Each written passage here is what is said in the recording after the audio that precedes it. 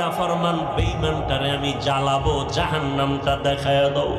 এরে নবীর উম্মতের দল, জাহান্নামটা দেইখা অন্তরের পানি শুকাইয়া পাগল, ওদিকে আজরাইলের চেহারাটার আকৃতি দেইখা পাগলের মতো হয়ে যাবে।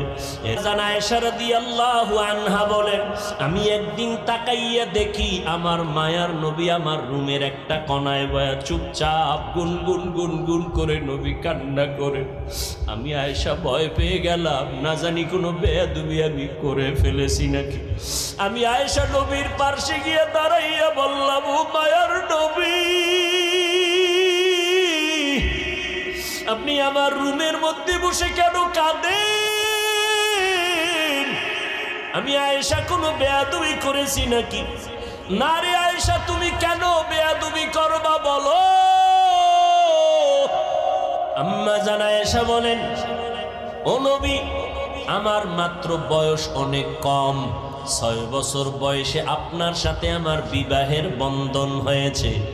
9 বছর বয়সে আমি আপনার ঘরে আসছি।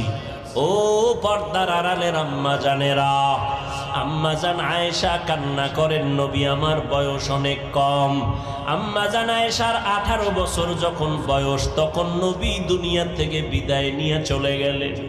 এরে নবীর উম্মতেরা, ও যুবকেরা, ও বৃদ্ধ বাবাজিরা, ও ব্যবসায়ীরা, ও পর্দার আড়ালের আম্মা জানেরা, আম্মা জান আয়েশা বলেন, নবী বেয়াদবি যদি না করে থাকি তো কেন কাঁদেন?